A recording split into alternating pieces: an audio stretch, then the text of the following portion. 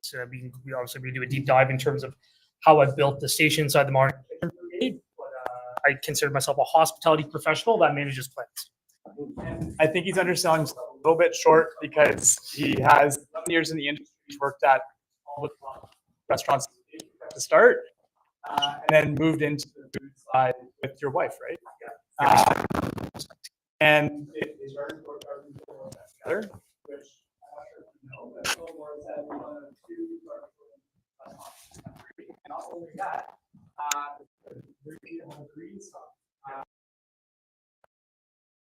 at the ingredient provenance, the environmental footprint, the waste management, the social and ethical practices, and also kind of thinking about the conscientiousness of the food that you're making. So really, really excited to learn more about what you do here. And I think the goal is you'll see that you're kind of an outsider really in the farming world. You know, you didn't grow up with this. This is something that you came to. Yeah. And, you know, looking at his approach to regenerative agriculture and how he thinks about it in his context is very different from what we're going to see with the second panel. And so we're just trying to offer some kind of diversity in terms of the different voices that we're bringing to the room. And hopefully everyone finds that interesting. So without further ado, I'd love to learn more about that transition from working as a pastry chef into becoming a regenerative farmer at Morset, and kind of how that shaped the way that you communicate with the chefs, and how you work with the chefs, and create that connection to the food. Yeah, that's a good question. So my background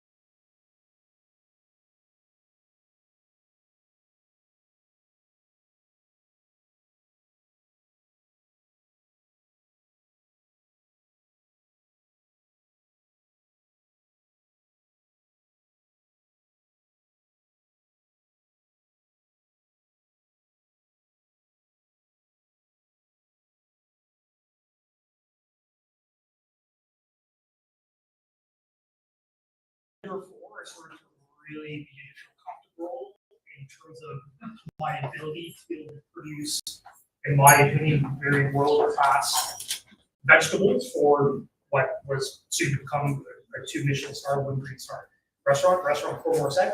And soon we began to bring guests into the garden to lead garden tours. And for the last 4 years, we brought up to 15 guests, up to at times if it's divided up to 50 guests, which is crazy. People are on the farm for an hour and a half. To bring guests into the farm to get them to understand that the flavor is built in the field, and that 80% of the job of the chef is done when the farmer's done their job properly. And that the chef is responsible for interpretation of flavor, the dilution, the manipulation, the intensification, or like a small carrot, like we were just talking about before, maybe fucking nothing at all. Maybe it's just a little bit of like chew on a plate and some like herbs. If you want to sit down and have a 2 Michelin meal and you're a genius, right? And a lot of it happened in the field. So the goal for us is to be as transparent as possible. I mean, really what it is, like there's a lot of smoke and mirrors when it comes to like operating in the kind of fashion that we operate with in tandem with Restaurant Port Morset. And for me, the goal is to just show you that there's zero fun with smoke and mirrors. We're exactly who we see. Yeah. I think that story resonates, I think, with people when we're so used to just going to the grocery store and, you know, where did you get this? Well, I got it from the grocery store. Right? We can get anything we want, anytime we want. Tomatoes in summer, strawberries in January. It doesn't happen for us. I always think that if you took someone from 1,000 years ago here, the first place I would take them is to the supermarket because I think they would actually just freak out. So, you know, you mentioned a little bit about measuring the amount of topsoil. I'm just curious, like, how does measurement technology kind of fit into the farm to table operations there at Port Morset? How did you know you're going in the right direction? I mean, a lot of farming is just observation. I mean, there's a lot of data that you can extract from the farm in terms of like the biology. There's a biology you have inside your soil, the amount of organic matter, but really when it comes to like the operation that I run, it's like, are my chefs happy with this type of nutrition, right?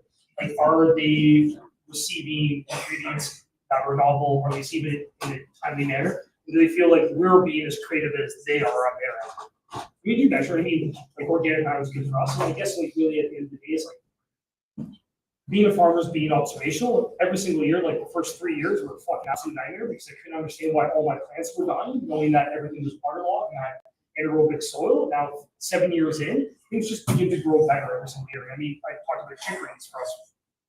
Being the first time actually able to grow chicory that didn't rot from the inside out. Like, amazing. The chefs are like, this is the best. We have more. And like, yeah, sure. And that's what those conversations look like. What were they serving if all your stuff was dying? So we were lucky enough to be actually, I guess, go like really early on. Like I was asked to be part of Restaurant Port Morset a year before the restaurant was even open, and that's because one of the chefs that are one of the owners of the restaurant I worked really closely with in downtown Toronto. I'd known to Benny, and I was like, I don't know what the fuck you're doing. Like, and that was year 2, so I didn't really know what I was doing. When I first arrived, they were like essentially garbage bin cooking, taking like meat cups and making beautiful ingredients with oils that were on top of fish that were, you know, was flown in on the plane. And now like 99% of the ingredients that are served at a restaurant on our side are grown on the farm. It's an insane amount of hard work that's gone into this project. And yeah, I wish I could show you the plates that exist at Restaurant Morset a year before I started. Because it, like even the chefs there, like they didn't know. They were like, yeah, we're going to open up a sustainable restaurant in Jordan Station with no other farmers willing to farm after October 17th. Because again, like if you're a farmer and like you've made all the revenue you can make, you know, you don't have to work during the winter months.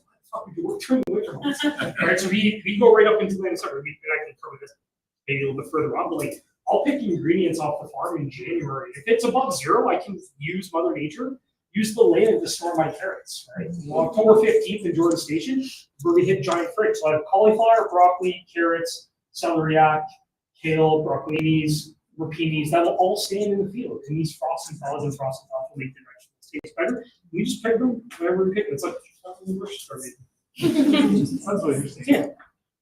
Almost like that, like ice wine where you're picking it after it's actually sweeter. Yeah, so we're not picking what's frozen. I mean, we can, depending on the processing, which is like another part of the unique aspect of what we have is that we don't need to produce beautiful vegetables for Restaurant Port Morset. They get whatever the fuck is on the field, even if it looks a little bit gnarly.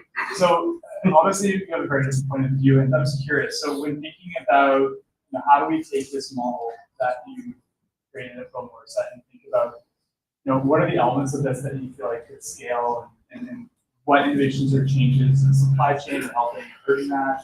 I'd be really curious to hear your view on how we take this and then expand it more. And obviously there's a lot of producers that are already doing sustainable ag practices. Yeah. So it's not like it's something that's already happening. But I'm just curious from your point of view, like where do you see the opportunities and stuff?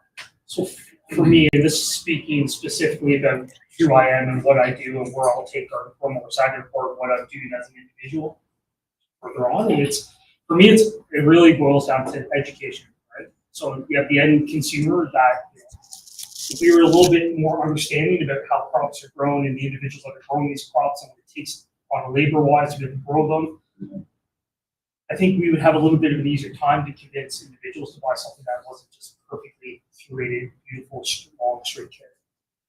Right? I think it's education, and I lead with that because, for me, as a hospitality professional that manages plants, I was never taught anything about how to grow a beautiful carrot in culinary school. I was taught about how to make a beautiful pureed soup, how to make it velvety, how to source these carrots, how to cost those carrots, right? Never about how to grow it, not about the labor on the farm, never so. My goal, using Restaurant Promo Set as an example, is to be able to hopefully teach the next generation of hospitality professionals the value in the ingredients that are grown and the individuals that are growing. Because we're going into an age now, and I call it great reskilling. You'll see a lot more plumbers, a lot more electricians, and a lot more farmers, and hopefully we convince other people to be able to grow ingredients, or other chefs and for consumers as well too. But again, to really answer your question, is for me, it's going direct to the consumer. It's all about education. Yeah, I agree. I think it's really interesting. 1 in 9 in Canada in terms of jobs are agriculture related. Yeah, I think a lot of people don't appreciate that. And so there's a huge opportunity for Canada to double down on that. And so when thinking about, with your context around, I guess you call them premium food or luxury food, whatever you want to call it. I guess. You could call it premium luxury. How we do it, yes, is luxury, and how it's being served is luxury. Yeah. You could pull a fucking small carrot from your backyard and be like, it'd be the best fucking carrot. Imagine trying to sun. Yeah. So, when thinking about kind of growing a pie for Canadian farmers, for the industry, how do you see, how would you, now looking at some of the work that you're doing, how do we make Canada globally known for these ingredients, create more markets for us to sell to, and really lean in on that kind of Canadian? I was around this question today. For me personally, I think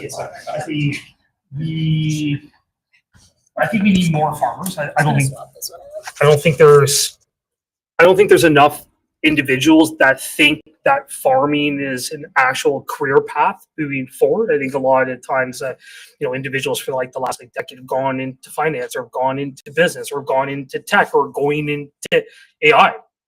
Right? I think if being a successful farmer and paying livable wages and being someone that can be a little bit more forward on, I guess, social media in terms of marketing and make it exciting. Farming, for me, it's fucking rad. I absolutely love it. I think it's amazing. Obviously, too, you spend a couple of days with me, and even this talk, you realize I'm absolutely fucking addicted to do what I do for Restaurant Promo Set. So I live on property.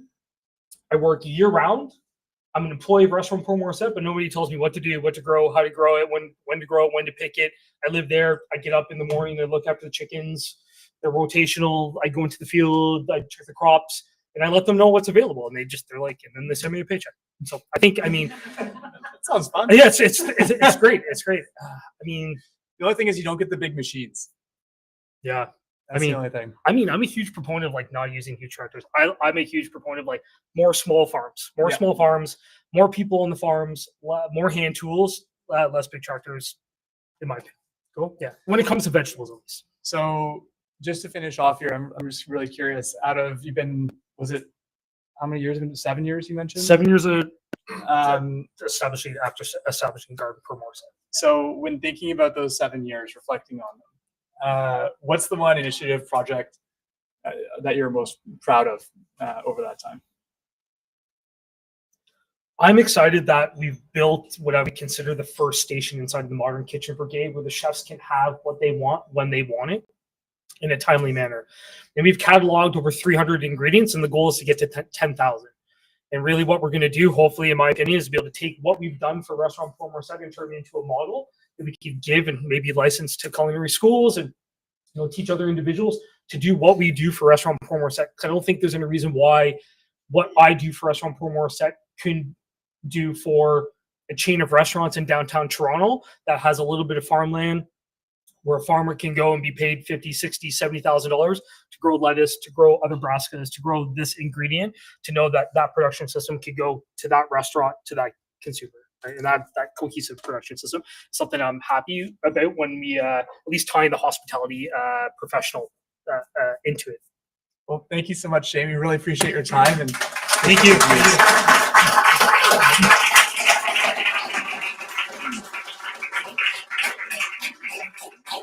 All right, so just before we go, we do have some of Shane's produce actually over here, incorporated in some of the dishes. And Chef Miriam is going to come over and tell us a little bit about what we've been eating. Seems like it's been popular, so here you go. I don't even have a garden at home. Well, a couple of plants in my balcony, they're dying now. No, it's so inspiring, so impressive what you do. And thank you so much for donating those ingredients. So we have carrots. We also have turnips, and I'm forgetting one more. There were 3. Daikon. Daikon, Hallador rutabaga. That's right, rutabaga, no turnips. Yeah. So what we did with those ingredients, honestly, I didn't want to touch them. They were beautiful, perfect looking, and very tasty, raw even.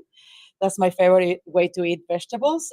So roasted the rutabaga with some carrots, and we make the vegan mac and cheese sauce. So that's why it has this beautiful color that it came naturally from the carrots, and also the sweetness. We added some honey, local honey too, but I think that the sweetness comes from the carrots itself. So after roasting them, the flavors they become even stronger. So I love that for the mac and cheese. And then the sushi roll or the sushi cone also has carrots from Père Morissette and daikos from Père Morissette as well. And yeah, that's about it. Everything else is thinking,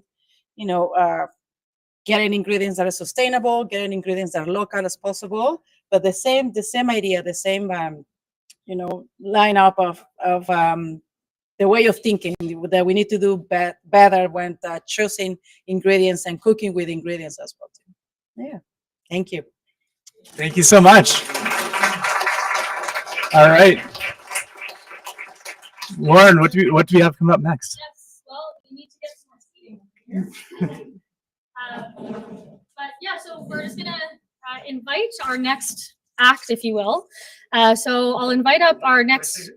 Well, you can have a seat, you can have a drink, you can have a snack. Yeah, you can do whatever you want. But yeah, so we'll invite up our panel and we'll invite up our moderator, Natasha. Do you have enough space? Yeah. Yes.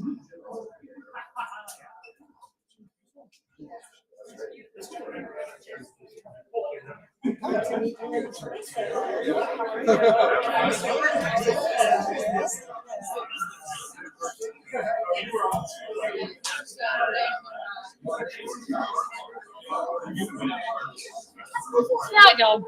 You don't want to be thinking about that the whole time.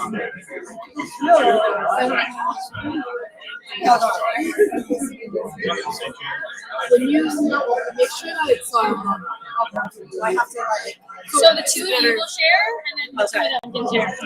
I have to share with Josh. You 2 have to try.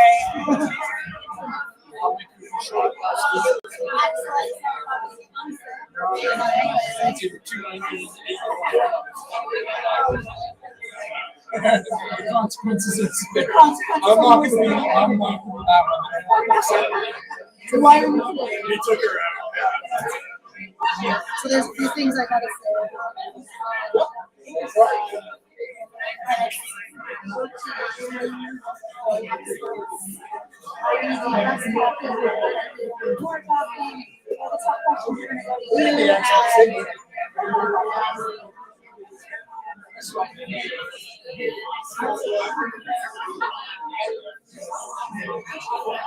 I will be going home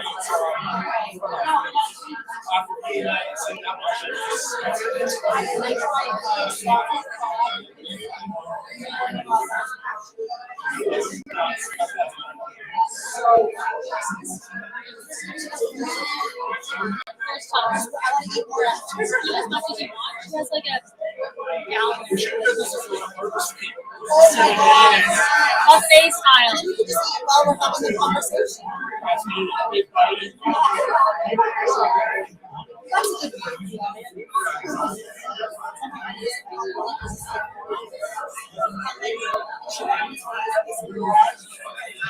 All right, everybody. Time to get our attention. All right, I'm gonna give these for you two to share. Sorry, I'm just gonna have to pass it back and forth. Thank you. And I'll give this one to you guys. All right.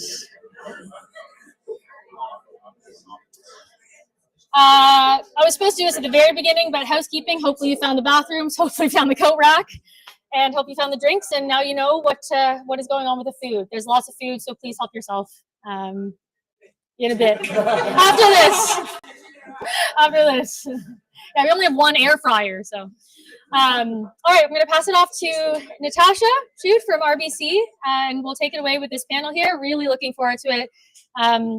Everybody eats, but we don't really see the process, as we just talked about, from what happens in that entire supply chain. So really lucky to have people in all different parts of that supply chain talking with us here today. All right, to the panel. Thank you. So we're going to share this. That's the instruction. Okay, good. Thank you so much for joining us. I'm really thrilled to be moderating this conversation. I hope you can hear me. And so really excited to see, explore how we can strengthen Canada's position as a global food exporter through sustainability, innovation, and collaboration. And we know that Canada's agri-food sector has gained global momentum. We've moved from 11th to 7th place, apologies, among the G20 nations for innovation, trade, and sustainability. So I think that deserves a bit of a round of applause. And so it hasn't been smooth sailing. And so there are still many challenges, one of them being food affordability, and the other one being there's a bit of a slowdown when it comes to productivity in the country. And so the good news is we're seeing a lot of collaboration across Canada's food value chain, from the farmers to the retailers. We're seeing a lot of momentum build, and RBC is really proud to be a part of that. And so we are helping with tangible investment. So we're supporting by financing our clients' journey. So whether that's, helping a brewery move from, plastic packaging to paper packaging, whether that's financing a seafood processor to secure sustainably sourced inputs, whether it's the several biodigester projects we have that turn waste into clean energy, and that's just a few examples of what RBC has been doing. We're also a founding member of CANZA, so the Canadian Alliance for Net Zero Agri-Food, and so through that we're collaborating with different organizations. We're collaborating across the value chain to help move that sector towards net zero. And we've actually recently just made a big investment. And so I'm going to read this. RBC recently made a $5 million 5-year investment in Manitoba agriculture to support the next generation of farming, to help develop innovative solutions and practical solutions to grow sustainable agriculture in the region. So that's really exciting. And then say RBC also works through, sustainability advisory and digital tools. And so we actually created a tool to support our farmers so they can actually measure, their emissions and see, how much more profitability they can create. And so it's really exciting through that work, what we've been able to achieve in this sector. And so I think I've done too much talking. And so we have, 3 leaders here. We have the experts, we have the retailer perspective, we have the producer perspective, and we have the manufacturer perspective. And so I'm just going to hand it over to Joshua to introduce yourself, and then we'll go down the line. Yeah, there you go. Thank you. Joshua Goodman. I'm the head of corporate sustainability for Sobeys. We are the second largest grocery retailer in Canada. You might in Toronto. You might know us for obviously our Sobeys stores, Freshco, but we're also very proud of some of our very Ontario-focused operations like Farm Boy and Longo's. We have in grocery over 1,600 stores across 10 provinces. So we're in every province, not the territories. We also have some other businesses like convenience, pharmacy, fuel. All told, we are about 2,000 sites across the country. So it's a big mandate that I love most days. Today was a good day, so we're going to say I love it. What I think is really great about Sobeys and their approach is we started as a meat cart, a butcher's cart in Nova Scotia, in Stellarton, Nova Scotia. You have to intend to go to Stellarton to go to Stellarton. It's not one of those towns you just pass through. And we've maintained that local feeling to the company. We are incredibly hyper local. We support local farmers. Randomly in Calgary, I had dinner with a farmer from Creemore, because that's where a farmer from Creemore and a guy from Toronto meet is in Calgary. He produces, so it goes. He produces cut lettuce and he sells to the many wonderful restaurants in the Creemore, Blue Mountain, Thornbury area up there. But he also sells to the Creemore Foodland. He says it's the only grocery store that will take just that product because we'll allow our stores to connect with the people in their communities and support them. It's also probably how every summer we rent a cottage in Haliburn and I probably drink bathtub kombucha that I was buying at the farmer's market and then found at the Foodland there too. So, we're really proud of working with those local suppliers and helping them. Hopefully I'll be able to share more about that. Oh, you've got yours. Yeah, me and you. My name is Jason Persall. I am a 4th generation farmer located in Norfolk County. Raise a hand, anybody even knows where Norfolk County is? Oh, wow. I'm surprised. All right, well, we're also, yeah, really my whole Sorry about that. That's all right. So, I'm 4th generation, so we've had our heels dug in the soils, I like to say, in that county for quite some time. And 15 years ago, I made the, not so sure it was a wise decision, but we are where we're at today because of that, was that we vertically integrated our farm. So we took our 4th generation farm that was going down the road of regenerative practices back in the 80s when we didn't know it was a fancy word. We just thought we were being good stewards. And then we converted that over into the vertical integration where we installed an oil mill on our farm. We produce cold pressed virgin sunflower oil. We're the only and the largest expeller sunflower oil mill in Canada. We supply 3 silos of market segments. One is my guy next to me here. He doesn't even probably know it. I did my research. Always come prepared. We do supply Farm Boy. We buy sunflower oil in their private label in their stores. That's our oil. We also supply bulk oil into their commissary in Ottawa. Also, we supply many food manufacturers across Canada and the US with expeller sunflower oil. So we're indirectly in a lot of different foodstuffs in the retail space. And then we supply restaurants. So that's really how we kind of cut our teeth, was in the restaurant industry, and kind of evolved from there. So that's about it. Yeah, I brought my lovely daughter along with me. So it's a family operation. We love that. Hi, everybody. My My name is Taylor Stanley. Before I start, I want to say a big thank you to the organizer of this event. Very grateful to be here, and especially grateful to see two farmers on the panels this evening. This is not a frequent occurrence. A lot of sustainability, agriculture-related conferences that I've been to in the past, so amazing to have a farmer perspective. Please hold me honest, to be honest, for the rest of this panel as well. So my name is Taylor Stanley. I work at Riverside Natural Foods. We'll do a try this again. Who knows Riverside Natural Foods? No, not me, dude. Come on. Yeah, I kind of gave it away. So Riverside Natural Foods is the name of the company. With Made Good is our trademark brand. And my role is the impact strategy manager of Riverside. I've been there for about 4.5 years.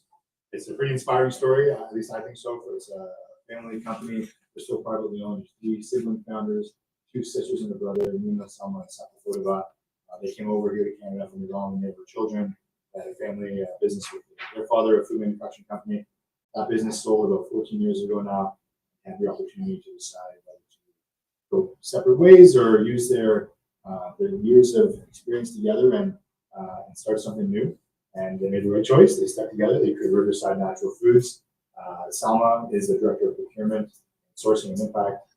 She buys the product. Safa is the sister. She's director of manufacturing. She makes the product. And Nima's the president right now. And so it was a great 1-2-3 combination. We really wanted to make a business that was more about just making a profit, really more of a bottom line philosophy, and really being purpose oriented. There's been some evolutions of the purpose statement. The most recent one last year, we evolved the purpose statement to inspire a healthier and more compassionate world where access to good food is available for all. It really is something that I'm personally trying to support the business to operationalize in a meaningful way. There's a lot of environmental and social impacts that I'm responsible for, but we also really want to have a small impact team and empower every other function across the business to really take ownership for their individual impacts and really drive and get those thousands of eyes and ears thinking about this on every side. Made Good is a big proponent of organic agriculture. I've had the privilege of traveling all over the world to visit many farms over the past 4 years, and I've got more farms ahead. So I have a bit of an idea what happens on the farm. I haven't had the privilege yet of spending a week straight with my heels in the soil, as you said, but I love the opportunity because yeah, looking forward to chatting and answering some questions. So we're all coming to your farm and doing a tour. That's what I hear. That's what I hear. Okay, group trip.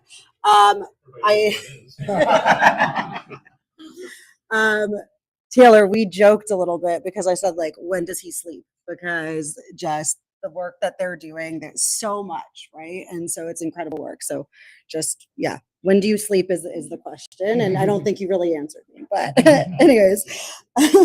So in Canada, like, we are really good at innovation and collaboration.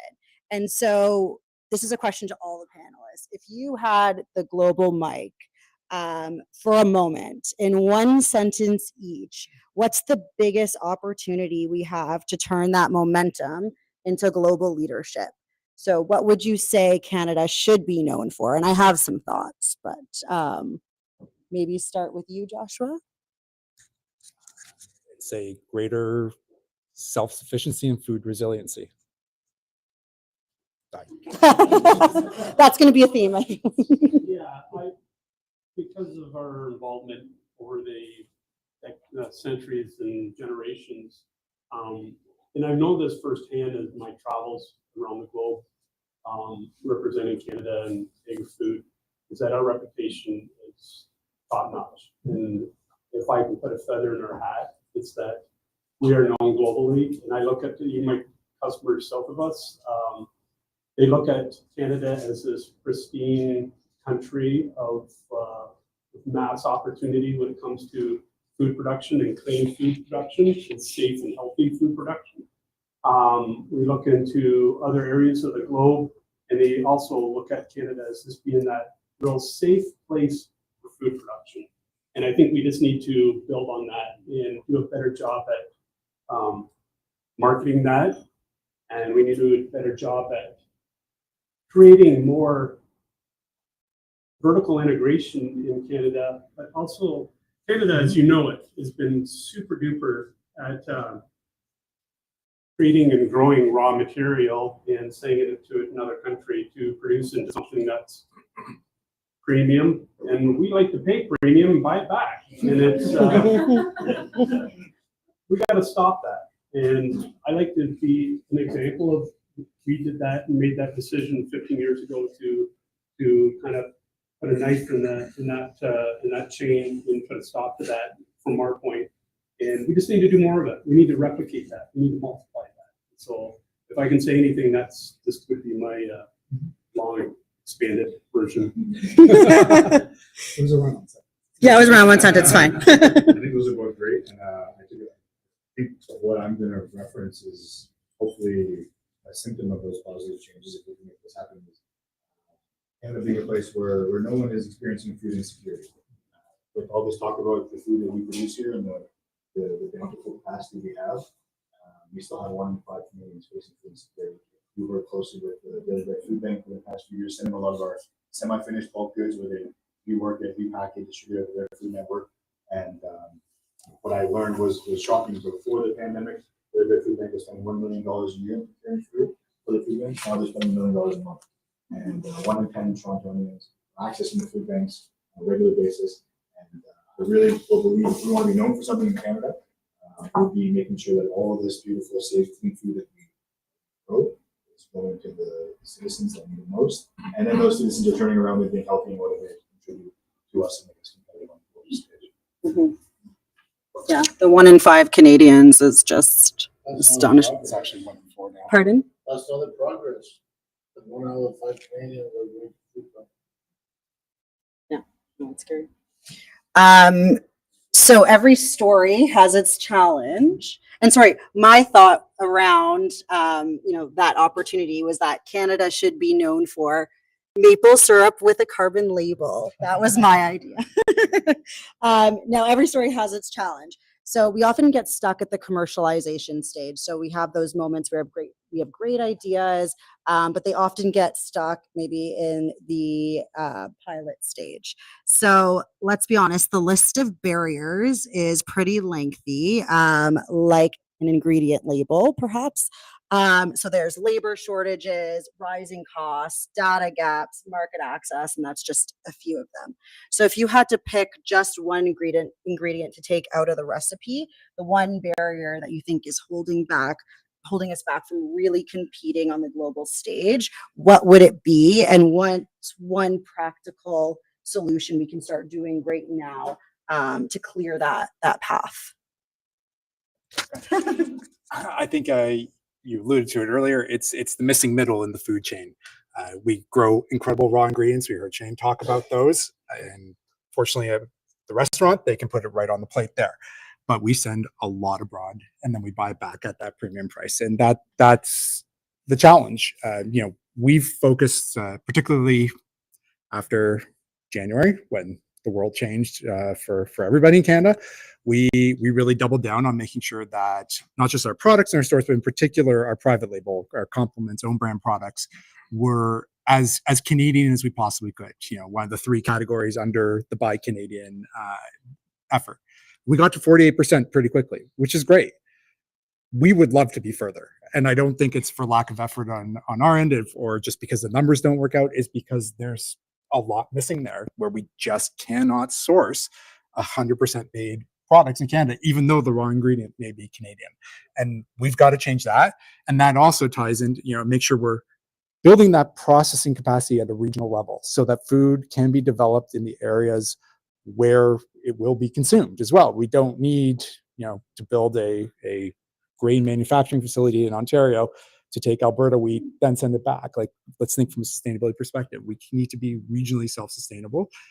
And then, layered into that, when we do want things across the border, let's make sure we have harmonized regulations so we can move food across provincial borders a lot more seamlessly, because it's a problem. Yeah. Again. I'm actually going to let you pass that along because apparently this is not working. Oh, Okay. Yeah. So this is good. This is good. You won. I did. I'm out of here, guys. So persistent. That's a kind of a tough question in a way. I'm trying to make it easy. No, and it's not, because it's kind of $1 million question of how we advance agri-food in Canada. It takes a lot of investment, takes a lot of organization, and I want to say it takes collaboration. And I'm almost getting sick and tired of that word because only because in the last 3 or 4 months, I've been in a lot of different summits and leadership stuff, and it's all clap, clap, clap, clap. But I'll just say this, as simple as it can be, as we're in a small group here, and I've spoken in front of hundreds of people in the past few months, all around the same sort of thing. In my one question I said to the one summit is that we need more doers, and it's plain and simple. So we can walk around here and we can talk about it. As a farmer, we're doers, and I'm not patting myself on the back because every part of the supply chain have doers. We just need more of them, and we need less talk and more do. That's much more succinct of what I'm going to say. It's beautiful, and I agree. I mean, what my perspective was in answering this question was we need more support for the transition to the next generation of farmers. That's something that we're very concerned about, especially being proponents of organic agriculture. That's already 2% of acres in Canada right now. So the future for organic production is already at risk. But the average age of the farmer in Canada is 57, I think, right now, and 58. It's going up every year, I guess. So yes, I wasn't going to ask. So, but that's honestly critical. And I think there's a lot of. It's not that young farmers do anything better. I mean, but they're just younger. They don't have the same, maybe you could say, baggage of experience, or that maybe they're more creative and want to try something new, and they can fail faster and then innovate in a different way. Maybe that can drive things forward. I think the younger generation has more information available to them than ever before. So maybe they already are starting a leg ahead with considering the agroecological perspectives that maybe some of the previous generations didn't have the luxury of. And I think to do that, to facilitate that, again, a doing campaign, some sort of federal, provincial, municipal campaigns to really, I think, recenter farmers as the heroes of our economy. I was thinking on the way here, you guys turn sunlight into food. That's pretty incredible. And you manage that. That is a pretty critical part of any society. And really focusing on profitability for farmers as well. And making it, as Shane said, like making it attractive. Shane, where is Shane? Making it attractive, making it cool, making it fun to do, and making it seem like a career that people want. I never thought about being a farmer growing up. In the books, whatever, when you're a kid, is the old MacDonald had a farm, all that stuff. But it was never really provided to me. And I grew up maybe in Oakville in the suburbs, and that's partly part of the reason. But I can't wait to try and figure out a way to get some land and grow some food. So if we can do that earlier on and inspire the next generation, I think we'll see dividends in the years to come. It's good. I love that. So Jason, I think we're going to just dive a little bit deeper into the vertical integration of your business. Can you walk us through that journey in a little bit more detail and how you've been able to embed sustainability in every single stage and how that has made you more competitive?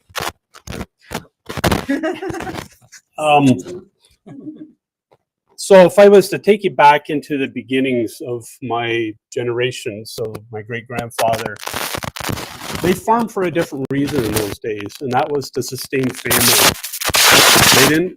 They weren't thinking about feeding a nation. They weren't thinking about a global perspective. They just wanted food on the table, send their kids to school, and live happily. My grandfather came along. The doors were starting to already open. So this is back in the 20s and the 30s, pre-war, and in between the two wars. Opportunity was creating for him to start growing. We were a livestock farm. In fact, a portion of my family is still in livestock, in poultry farming. But my grandfather had a very unique crossbreed of chickens in those days that was for producing egg laying. And it was sought after. So he started selling these breeding chickens all over Ontario, but also New York State, Pennsylvania. So the farm started evolving from there. My father came along, evolved again, more on a global scale. We've seen our acres grow out, where we farm close to 1,000 acres now. And we started because the agricultural system was going more global. With that, you have practices that are old, and you start building into wanting to create a system of producing food with old systems, this wasn't working for us. And my dad was always a big advocate, and he's been gone for quite a few years now. But he said, Jason, we have to be good stewards of the land. So for us farmers, we like to say, you look after the soil will look after you. And so that was embedded in me. And we started looking at systems back in the 80s. We didn't, like I said before, we didn't have a fancy word of regenerative back in those days. We decided it was being good stewards. We already started transitioning our farm into regenerative practice where we're minimum tilling and no tilling. But we also started realizing, and so there's a series of realizations on our farm. We realized that we need to take better care of our water. We need to take better care of how the climate can act on our field, and that's primarily towards wind and losing soil. How can we retain that soil? We don't want to lose the nutrients. We spent a lot of time building that. We don't want to lose it. So we started retaining more of the crop after we harvested the field. To fast forward that concept to today is that after a sunflower field, and sunflowers is just one crop in our rotation of crops that we grow, because part of a regenerative program that we need to rotate as many crops as we can through our farm to mitigate pests and diseases. And sunflowers is such a unique crop. It was the most vital and most important crop that we started putting in a rotation. And it also created an opportunity for our oil mill to capitalize on a market in oil, sunflower oil, that was not being done in Canada. What sunflowers do to our soil is, and I don't want to bore you to death on this stuff, but it just...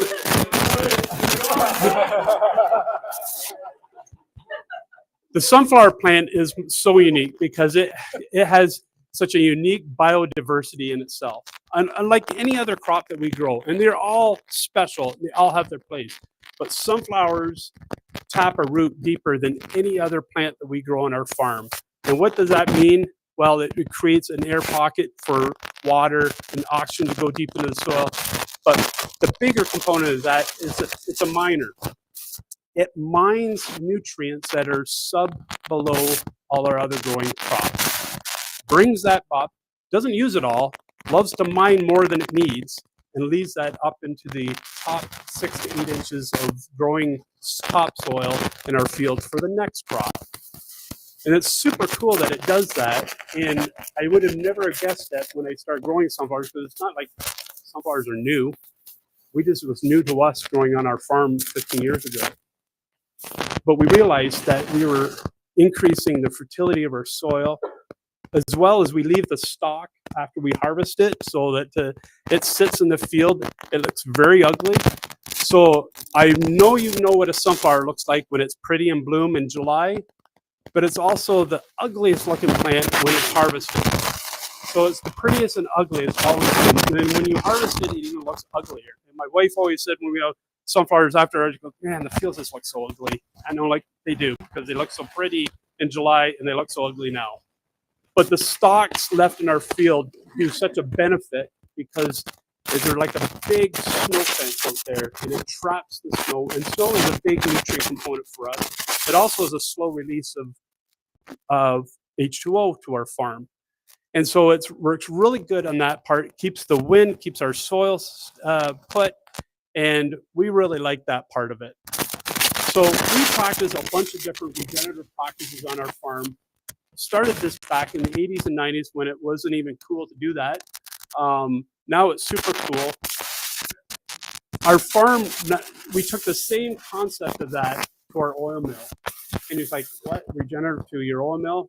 In a way, we've created this circular ecosystem with our oil mill. Not a lot of manufacturers can boast that they actually have just a direct tie to the farm. We do, because we can step right outside our mill. There's the farm. And the unique part of that piece of that circular ecosystem for our mill is that we have absolute precise control over every step of production, from the seed that we select for the growing. And we're not just the only producer of sunflowers to our oil mill. We need at least 2,500 acres of sunflowers to sustain our mill for the full year of production. Our mill runs 24 hours, 7 days a week, all year long. And so we need other growers. And so that enables us to have a very direct control on the seed that they choose to grow in their field. It creates a consistency for us. 85% of our growers are 100% regenerative. The last 15 to 20% are in transition. But then we control the seed from their farm. It comes to our farm. We condition the seed from drying aspect to storing it, to cleaning it, and it goes to the mill. We see all the pieces to that. And I know, like, I talk about this and it seemed boring to me, so I'm sure you're bored listening to this. But the traceability part of it for us is like stellar, because we can trace it right back to the farm and right back to the field. And so when a customer, and we have manufacturers, we have an open door policy, so manufacturers, retailers, whatever, they have the ability to come and tour through our mill. But we also can tell them right when they buy a tote of our oil, exactly what farm it came from, who it came from, when it was produced, and when it was processed. And that's kind of how we got started, and that's how we see the benefits of our regenerative practices on our farm that started generations ago in transition to where we're at today, and how we take regenerative and actually marry it to a collaboration with our oil mill to make it a seamless move right from field to shelf. So, I got a question back there. Am I allowed to take questions? Somebody's got a hand up. Okay, well, that's a whole other topic if you want to get into. This year, we are 100% upcycle and everything. So in our mill, everything that comes in our door has a place that goes out. Our oil goes obviously to the customers I told you about, but what's super cool over that is that you have seed and we split it into two pieces from that. We have an oil and we have a meal. They call it a meal. That's the spent seed without the oil. It has a purpose, twofold. One is it's a great livestock feed. So we have a feed mill that picks it up every week, but we also supply it as a protein flour, and we're slowly developing that. We're actually working on some IP right now as we speak, in collaboration with man, I'm using that word a lot. I know, and I didn't want to say it. With a university, and that's going to really see all that sunflower protein go into the food market. All our tailings, so when I say tailings, it's all the cleanings that come out of our seeds. So you have little bits of fines, a bit of husk, a little bit of weed seeds, a little bit of dust, whatever, all that stuff, and the hulls from our dehulling all go to a bio furnace that heats a greenhouse operation. And it's Rosa Flora in Dunville. There are 30 acres of under glass that they supply roses all over North America. And then the other part is my daughter's managing this is we're actually, some of the waste stream that comes out of our filtration is going to be going into a soap brand. And so it's really cool for us just to see the innovation and the transition of how we're going to take everything and upcycle everything that comes in our door. It's got a place that goes outside of our door. So we literally are throwing nothing away now. Yeah. Thank you. Yeah, I think traceability is also, a key topic and is a key topic as well. And like consumers want to know, right, where all that food comes from. So I think traceability is a big piece as well. So how can Canadian producers scale sustainable practices without making food less affordable? Okay, I'll be really quick with this because I know I gabbed that way too long. That's a farmer and I'm my dad. It's pretty simple, to be honest with you. The whole concept of regenerative practices, and we run a very balanced regenerative practice. And what I mean by that is that we don't discredit some of the practice that we did in the early days of tillage, but we minimum till, and we run a balanced system. The reason why we do that is that we have to really, as we rotate our crops, we also have to rotate our practices of how we treat our soil as well. And so the cost of actually doing that and implementing regenerative practices in our farm are really not that expensive. And there's a strong benefit, not just of being stewards, but it also improves our yield. We also see our inputs coming down, and so it's not costing us so much to grow a crop. And we're growing on a larger scale. And by and large, Canadian agriculture is pretty large. And when I said 1,000 acres, some of you may be pretty impressed with that. It's not impressive because we're on the low scale of acreage on a farm. And so you have to look at it on a micro scale and a macro scale. And regenerative practice really is not expensive, and there's a huge uptick to it and less of a hurting your bottom line. Did I answer it? You did. And please feel free if one panelist says something that the other one doesn't agree with, jump in, or if you want to build on something, please. Yeah, absolutely. No fighting. No, it's just that coming from a consumer brand that already pays a lot for our organic premiums for ingredients, it's been a very interesting discussion we've had for a long time about additional premiums for regenerative practices on farm. I believe that one of the core tenets of more regenerative practices on farm is increased farmer profitability. And if that is the case, then a premium in perpetuity doesn't really seem to make sense. Food is already very expensive. If we can lower the input costs and make the farm more resilient at the same time, there will still be transition costs and risks. And that's where we have a regenerative organic oats program right now out in the prairies. We've got 32 farmers who are in that program right now, representing over 50,000 acres of organic production. And it is to support them in the transition of learning more about these practices, adopting these practices, and trying to build a bit of an ecosystem and a community of practice to provide resources for the learning journey and kind of after they graduate through the program. But again, the goal is long-term profitability and resilience of the farm. So it shouldn't be more expensive in the end. That is the goal. If I could add to that, I think our role in the function is that scale.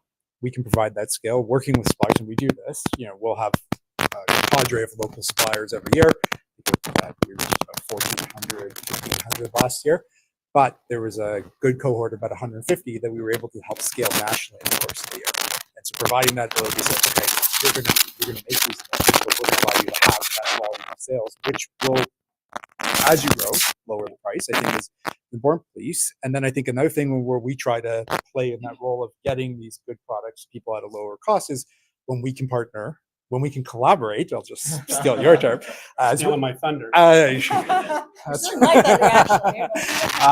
when we can do that on as we do on sunflower on private label products, we're able to offer that at a much more affordable price. We've been focusing a lot on bringing some sustainable products. Like this year, we just launched MSC certified tuna fish under compliments.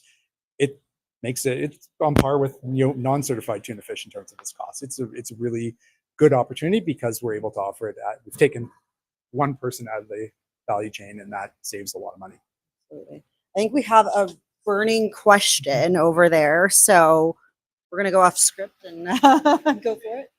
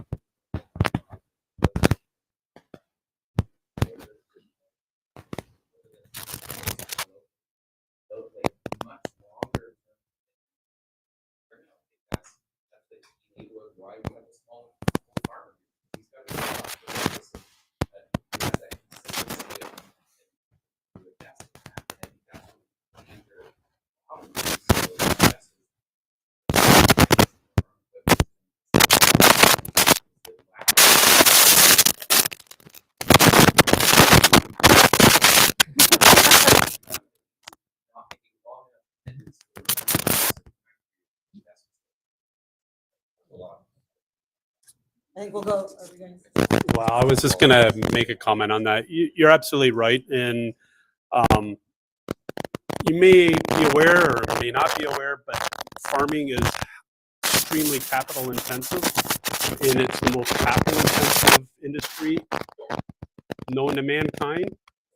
And most of my friends that are outside of farming ask me why, and I don't even know how to answer them, mostly because primarily I have a value-added operation that helps sustain the farm and make it thriving and flourish.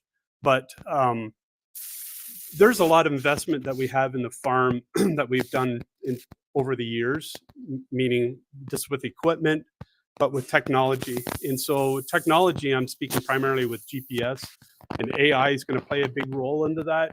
Soon we have automation and self-controlled tractors going across the field. It's already there and it's already moving, and it's happening pretty quickly. But that technology has enabled us to be way more efficient and make much better use of our resources. And that's what's really important with us. But outside of that comment, also with farming in grains and oilseeds in this country, we are bound by the global economy. And that's why we started our vertical integration back 15 plus years ago, because we wanted to step away from that global economy. And when I say global, we are dictated as to, farming is the only industry out there that has that. We are dictated of what it costs to grow it. We're also dictated of what we're going to get paid to sell it. We don't really have any control over that. Why? Because in grains and oilseeds, it's all traded out of the Chicago Board of Trade. We can see that, and it flips just like the stock market every day. Grains, and it goes up and down with dollars and tariffs, disputes, country disputes. Like the market is just all over the place. There's no consistency with that. That's the real basis of where agriculture is today. But if we can create something more of me or what I'm doing, it pulls that equation out. We're not dependent on that global economy. Chicago Board of Trade does not dictate what I pay for my crop to come to my mill. I dictate what it comes to the mill. And if my customer or my supplier is willing to take that, then that's great. So that is that kind of ecosystem that we've wanted to build and are building. Sorry. How difficult is it to accomplish what he said? Because it's commodity at the end of the day. It's commodity at the end of the day. Yep, absolutely. And it's been a long time, 15 plus years to build this business. So I started the mill from scratch. I didn't have a customer. I didn't have anything when I started it. It took a lot of blood, sweat, and prayers to get it to where it is today. But in time, you kind of grow it, and you start, like anything else, opportunities present themselves as you go down that road. Why? Because 15 plus years ago, I was a doer, and I just stood up to the line. Opportunities don't present themselves when you stand 20 feet back from the line. Step up to the line, put yourself at risk. Sometimes your pants fall to your ankles. It's okay. Keep looking. You have to be at the line to see the opportunity. And that's just what it took. And it created that opportunity. Then opportunities started coming. Then we started seeing growers, hey, can we grow some sunflowers in our, we're seeing how you're progressing in that. And so it just kind of built, and it snowballed from that. And we see just our mill is like, we just went through a million plus expansion in the past 12 months here in our mill. And so we just see that evolving year over year. And it does take time to create our own ecosystem and our own currency, if you can call it that, with sunflower seed and oil. Really briefly, just wanted to add that I completely agree. I alluded to that earlier about the risk mitigation and how we've attempted to do that with financing the project in collaboration with our partners like Canadian Organic Growers, Nature's Path Organics, and Bay State Milling. But I'm also excited to be able to share and hopefully inspire other businesses. Salma Fodavat, one of the founders who I report to, she's broken the mold a little bit in our sector by securing a few 3-year long contracts, forward contracting in combination with the mill and the grower. And it's been an interesting kind of dynamic to explore this cross supply chain everyone takes a bit of a hit and a risk, and we all share it together. And I really provide that assurance for the long run. We're not anytime soon, so we're continuing to grow. So we know our demand's going to be there, and we want to be able to share in that for with our partners upstream. But you're completely right. It takes across the supply chain to do, and it would be great to see more of that. Yeah. Taylor, sorry, we're going to pass that. Thank Do you want to speak a little bit about innovation and what you're doing on the packaging front? Yeah, I'm sure we're jumping over questions here because we're going over. Oh, it's okay. No, it's good. It's good. Packaging's great. Yeah. I love it. No, packaging has been just brilliant packaging. So that, to me, I mean, packaging has been our most tangible negative environmental impact as a business.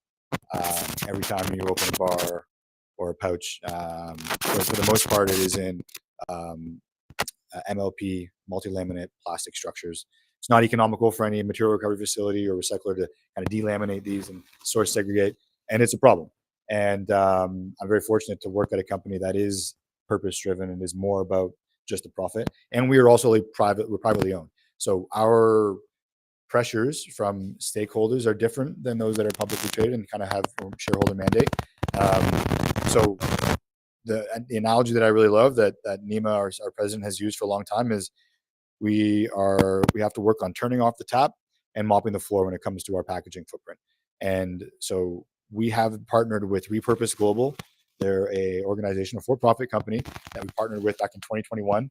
And our partnership with them sees us measure and track our plastic footprint every quarter. Every kilogram of plastic that goes out the door, we report on how much that is. We send that total tonnage to Repurpose Global, and we pay them a fee per kilogram. They take that money and they find community-based projects around the world in the areas that are facing the majority of the plastic pollution problem that we ship from the global north to the global south. So we have 3 projects in India, 2 in Indonesia that we're supporting, and they fund projects that divert that equivalent amount of low-value flexible plastic from nature, not one PET bottle for 15 wrappers. It is this low-value material that is typically not collected, and it is making us plastic neutral. I don't love credit systems by any means, but it really is making an impact. And we've had the pleasure of visiting these company or these projects in India back in 2022. Myself, Salma, and Satyam, our packaging manager, went there and really saw the projects on the ground and saw the impact that they were having, not only environmentally but socially, providing dignified work to mostly women, and providing waste management services to hundreds of thousands of people who've never had it before. This is us mopping the floor and taking ownership for what's previously and typically considered just a negative externality, and that's why plastic packaging is so cheap. But this is the real cost, and we are all paying for it. I don't have to remind you all, I will though right now, about the credit card of plastic that we're consuming a week. You've all heard the scary stats about that, and that stuff is real, and it is something that we need to address. So we know we're contributing to that, and we are adamant about spending money on innovating in more circular packaging materials, non-petroleum based, where we can do it. We're really leaning into paper. We're very bullish on paper right now. We've had a lot of success. I've been blown away by the acceleration of the technology for paper packaging over the past few years. We've got some ambitious goals in the next few years to really roll out some significant portion of our product line to paper packaging. And so then my world is all trade-offs. Okay, we're not drilling oil and making petroleum-based plastics. Now we're cutting down trees for paper packaging. So what are we doing? At the very least, we are ensuring that we are sourcing FSC certified material. We talk about traceability, making sure that all of our materials are coming from responsibly managed forests, ones that I can go to and visit. We partnered with Canopy earlier this year rather, and have commitments to eliminate endangered and ancient forests from our supply chain. We don't have any. We already use FSC certified fully recyclable tree fibers for our paperboard and corrugate. But when we move to flow wrappers and bars and pouches, we're going to want to talk about that a lot more. And we're going to need to do some education as well, which is the big part. So that's really helped us internalize the cost, the true cost accounting of what packaging is, building that into our P&L. And that really set us up for success when we learned a lot more, and as we're going through the extended producer responsibility transition that's happening in North America. So now we have a line item for repurposed plastic credits. That's a price per kilogram on top of our plastic consumption. And we are getting ahead of the game with EPR transitioning for Ontario, Alberta, Nova Scotia, New Brunswick. We're now obligated to report And then California just had to do a couple weeks ago, Oregon, I think Minnesota, Maine, Colorado, they're all coming online now. So it's really set us up for success to get ahead of the market. And then hopefully through the different material fees that they're sharing and that there's different per province and state, ideally it should be set up in a way where it's more incentivized to go to more sustainable materials. And we're seeing it in some states, we're seeing it in some provinces, not in some others, but either way, we're going to go in this direction. And to your point about private label, we do private label manufacturing as well. So if we can really push some of the national brands that we have to demonstrate, hey, we have proven this technology out in our brand, and we've done the analysis to look at the fees you will save on extended producer responsibility over the next 5 years. How can we support you to transition to this? I think this will give us a leg up in all the RFPs that we've got going out, and I'm excited to see that come to fruition. All the win-win-wins. Yeah. I would say that the extended producer responsibility thing has also element to the program, and its growth in Canada has now created a shareholder accountability for publicly traded companies as well. Because it's, when I worked in the toy industry a few years back, there wasn't even a budgeted line for the EPR fees in Canada. It was just kind of, we'll write a check at the end there. It's fine. Doesn't matter. We'll figure it out. Now it's astronomical, and it's growing, 50, 100% a year. And we're, if we come in flat on a year-over-year basis, that's because we've significantly reduced our use of plastic materials and the most expensive materials. And so we don't even get to celebrate that because we're flat. That's fine. And then I look at the underlying numbers and go, wow, congratulations, everyone. That's amazing. So jumping back to you. So food insecurity, we talked about that a lot. So how can retailers play a stronger role in improving access to nutritious and affordable food while still scaling and meeting their sustainability targets? Well, they go hand in hand. I could hand this over to Lori over here from Second Harvest, because food waste reduction has been a primary focus for Sobeys. There's two primary metrics we've worked on from the outset of our sustainability journey. Reducing our scope 1 and 2 emissions from 2019, we're at 30.1%, which is, I'll let you read our peers' reports, much better. And food waste reduction. We set a target in 2016 of reducing our food waste by 50% by December 31st of this year. There's nobody at the company who was around when we set that goal, so we always just yell at an empty chair with frustration. So yeah, the last person retired about 6 months ago, and we actually think he might have been responsible, but kept passing the blame to other people.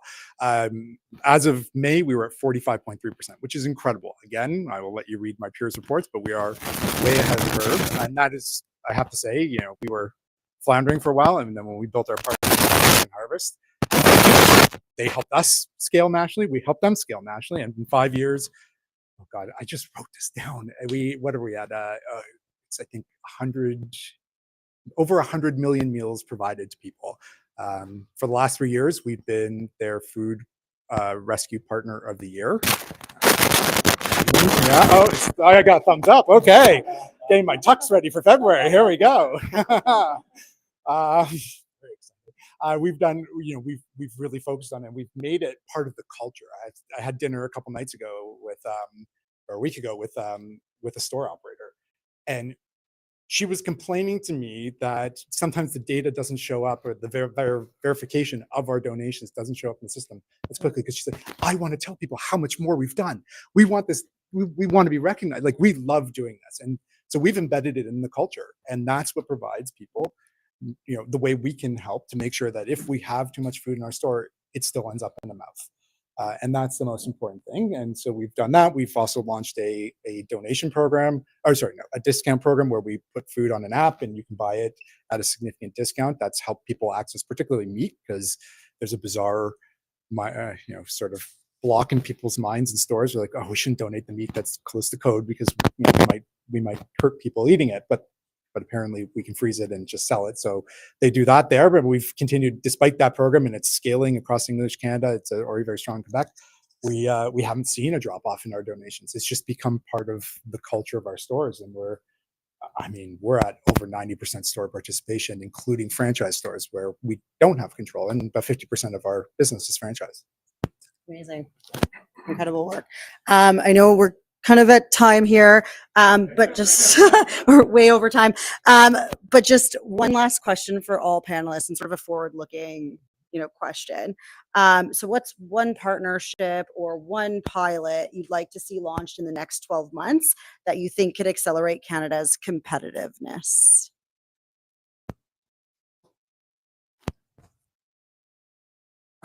Can someone else go first? Yeah. Go ahead, Taylor. Okay. Yeah. So I mentioned, Riverside, big proponent of organic agriculture, and it's not a perfect system by any means. It is the only federally regulated eco logo that exists. We've got equivalency arrangements with other countries. It serves a market function that we need as a global brand. And so the Canadian Organic Alliance, which is a coalition of the Canadian Organic Trade Association, Canadian Organic Growers, and the Organic Federation of Canada, have been working together over the last 3 years to come up with the Organic Action Plan, which is a holistic plan that was just published in October. I was there with Salma and the Organic Summit, a bunch of organic advocates in Ottawa a couple of weeks ago, and we were lobbying on Parliament Hill for adoption of this plan. We believe that this is an easy win if you take a minute and really think about all the benefits that come from organic agriculture. It addresses all of our national goals, all of our federal goals. That we think that there's incredible opportunity for us. It's a $9.75 billion industry right now, but that is with very poor data. We need much more data to really represent what the actual opportunity is. And we think that federal support, provincial support, local support, more education about what's going into your food, all of these benefits are only going to be are only going to help address a lot of the challenges that we're facing as a nation right now. And I feel a responsibility and have the privilege to be an advocate for organic. So if any of you have an opportunity to speak to any of your local MPs, or you want to go to the Canadian Organic Trade Association website, look up the Organic Action Plan, share it on socials, do whatever you can. You can follow me on LinkedIn, send me a connection, and we can talk. But we had one of our MPs, Judy Segro, spoke up in the House of Commons and spoke about it the other week. And we're just trying to democratize it, get it in people's ear, and hopefully see some modest investments that we're asking for over the next few years. So I would love to see that in the next 12 months be formally adopted. I would just say that RBC's, goal, RBC's, partnership with Carbonhound is really essential in supporting our clients to be able to do that data collection so they can measure and they can report and meet their stakeholder expectations. So for us, continuing to scale that partnership is really essential. Thought I'd give you a little bit more time to answer. I'll be real quick, and I think we need to get into our educational system, bring back agriculture into our education. It fell off. I was one of the last people through high school that actually had horticultural class in high school. Not every high school had it. It's non-existent. Why? We don't even properly teach food in schools now. So we need to think about that. Like Taylor, we need to contact our MPs and why did that leave our education system? I think if we start teaching kids about our agriculture and Canadian agriculture, agri-food, the potential, the opportunities in this country as a student going through public and high school, post-secondary, I think we can do a lot better job with that. I would like to see that as a pilot project. I guess if the Prime Minister was sitting here, I'm sure he's watching online, so he'll hear this. Yeah. Hey, Mark. I would say treat food and Canada's food industry as a national security issue. It's a matter, it is a priority, and also as a nation building issue. We haven't seen a single mention in the discussion of the myriad nation building projects, even when we were in the wish list phase that was being leaked across the media. We haven't heard anything related to food. Even if it was just another rail line to speed up the transportation of food across the country, so it didn't have to go north before it goes south and then go back up and down and get stuck because of the snow. Even that would be something, and a recognition of how important it is. But when you have 1 in 4 Canadians struggling with food insecurity, it is a national security issue, and we've got to start treating it that way. Thank you.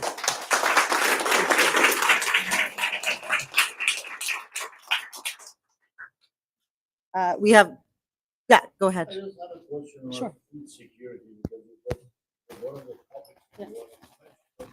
When we talk about the role of CFO in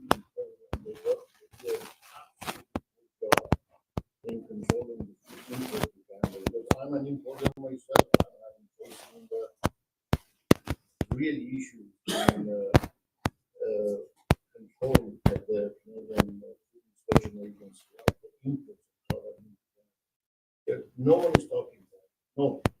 And they're doing an absolute horrible. One of the recent recalls that it really affected a lot of people is the recall on the agreement process. The recall that was done 20 years ago. And the recall is calling for recall from 2023. So we're going to go on and look at the source system of 2023 that we have recalling where they're going to recall. It's just absurd, you know. And that's something that we also need to talk about. It's not only in Canada. We import a lot of products across the globe, and no one is talking about it. The only thing that they are afraid about is dairy and egg. The rest of it is just free. The border is wide open. The response. I just want to thank. Yeah, that's all. We can have another conversation, and that'll be the topic. Absolutely, absolutely. So I just want to thank the panelists for all their valuable insights. I heard a lot about partnership, and I hate collaboration. I'm going to say the word, Jason. And just yeah, like I think we have a lot of good stuff happening in Canada, and how can we continue to build on that and continue to bring innovation here in Canada? I think. So thank you so much for your insights. I think we are going to have Lori from Second Harvest come up and say a few words. We wanted to have more impact. No. Okay. You know what? Thanks. I love this, but Josh hit all my topics. I feel like he tends to do that, right? He did a great job. 1 in 4. Oh. Well, like that's the projection. It's not great. We don't want to waste food. Sorry, I'm very loud. I really have nothing else to say except for thank you to Carbonhound for selecting Second Harvest as the charity of choice for this event. And if you have anything extra to give, including food, right? Like if you know any food businesses, which I know you do, we have a great app. Go to the Second Harvest Food Rescue app. The more food we can get out to communities, the better. Like we're supporting over 6 million people across Canada now, and everybody collaborating on it would be fantastic. Thank you. Thank you so much.